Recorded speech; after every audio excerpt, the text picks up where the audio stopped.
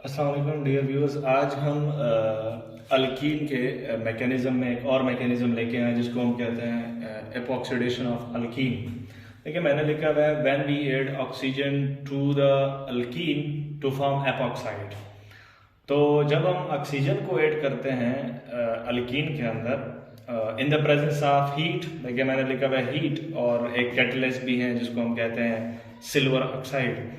तो इसके अंदर जब हम हाफ ऑक्सीजन मॉलिक्यूल को ऐड करते, हाफ ऑक्सीजन मॉलिक्यूल का मकसद ये है कि हम दो ऑक्सीजन में से O2 मॉलिक्यूल में से सिर्फ एक ऑक्सीजन लेके इस पाई बांड के अंदर ऐड करने की कोशिश करेंगे। अच्छा, तो इधर देखें मैंने O2 मॉलिक्यूल को, अब Ag2O का क्या रोल है इस रिएक्शन मैकेनिज्म के अंदर, तो देखें O2 मॉलिक्यूल को मैंने यहाँ पर ड्रा किया हुआ है।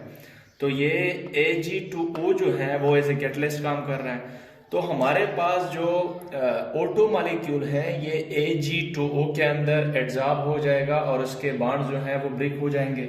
हमारे पास जो है दो ऑक्सीजन रेडिकल जो है वो प्रोड्यूस हो जाएंगे। तो इस पाई बांड के अंदर देखिए अल्कीन है, तो अल्कीन के अंदर ये एक पाई बांड है। उसको जब हम थोड़ा सा हीट, तकरीबन 250 to 300 डिग्री सेंटीग्रेड टेम्परेचर हमें चाहिए होता है, तो इसको जब हम हीट करेंगे तो ये बांड जो है ये हमारे पास हो जाएगा होमोलिटिकली क्लीव। तो ये जब होमोलिटिकली क्लीव हो जाएगा तो हमारे पास कुछ यूं हमारे पास होमोलिटिकली क्लीवेज की वजह से कुछ यूं कंडीशन बन जाएगी CH2 into CH2 into radical, यानी ये बॉन्ड ब्रेक हो गया और दो कार्बन रेडिकल प्रोड्यूस हो गए। ऑक्सीजन जो है उसको दो इलेक्ट्रॉन चाहिए हैं, तो हमारे पास ये जो इलेक्ट्रॉन है ये भी ऑक्सीजन ले लेगा, ये भी इलेक्ट्रॉन जो है वो ऑक्सीजन जो है कार्बन और ऑक्सीजन के दरमियान शेयर हो जाएगा। तो कुछ यूं इसको हम कहते हैं इथेन एपॉक्साइड। तो यूं इस मैकेनिज्म के तौर पे जो प्रोडक्ट बना वो हमारे पास इथेन एपॉक्साइड हमारे पास बन गया।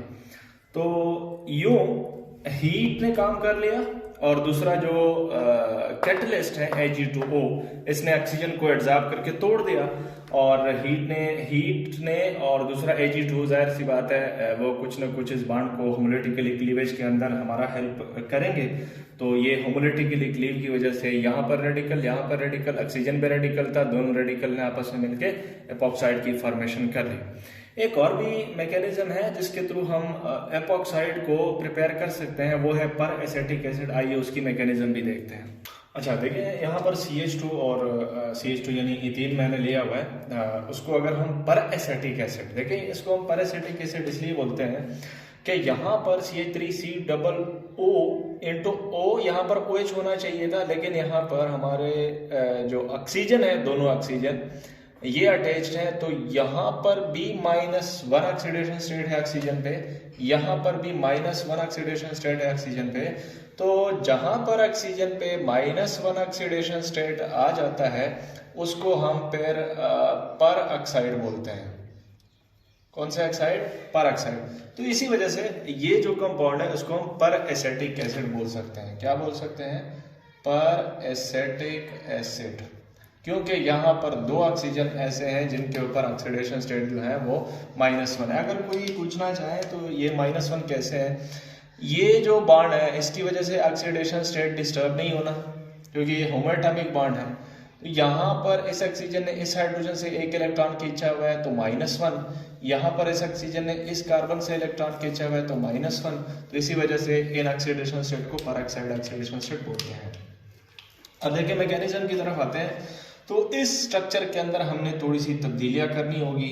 CH3C double bond O into H। देखें इस H के ऊपर पार्शियल पॉजिटिव चार्ज है, यहाँ पर लोन पेयर है, तो ये अपने इलेक्ट्रॉन जो है वो इस ऑक्सीजन के ऊपर क्या करेगा? शिफ्ट करेगा। शिफ्ट करने से ये जो H+ है ये आएगा इस जो हमारे पास ऑक्सीजन के ऊपर लोन पेयर है उसको अटैक करेगा। तो कुछ यू स्ट्रक्चर बन, जिसकी वजह से पाई इलेक्ट्रॉन्स जो है वो इधर शिफ्ट हो जाएंगे।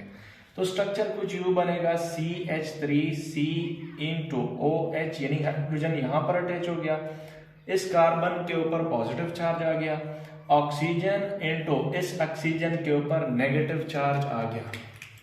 अब देखें इस कार्बन के ऊपर कौन सा चार्ज है, पॉजिटिव चार्ज। इस ऑक्सीजन के ऊपर पार्शियल नेगेटिव चार्ज है, और चूंकि अच्छा ये जो नेगेटिव चार्ज है ये रिपेल होने की कोशिश करेंगे इस ऑक्सीजन के ऊपर, ये इस ऑक्सीजन के ऊपर ये इलेक्ट्रॉन रिपेल होंगे।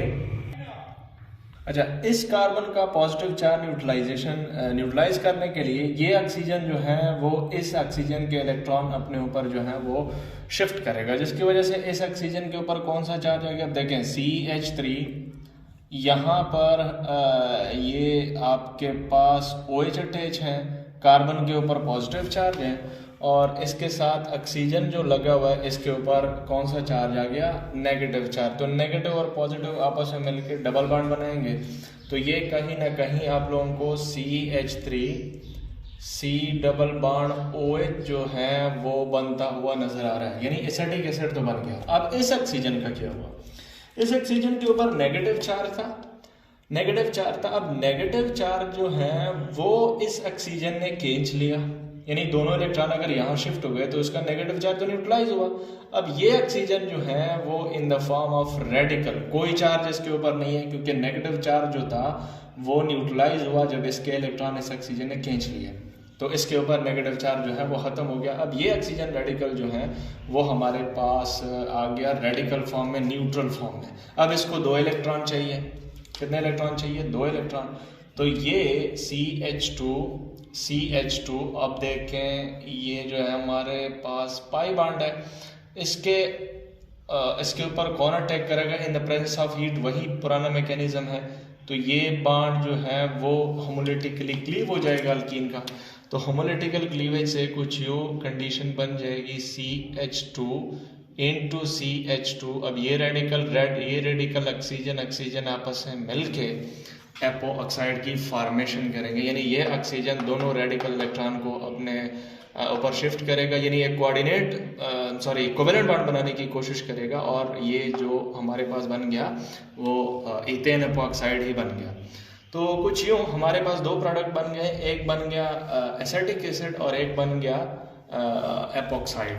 तो ये था पूरा का पूरा mechanism about epoxidation. Thank you for watching.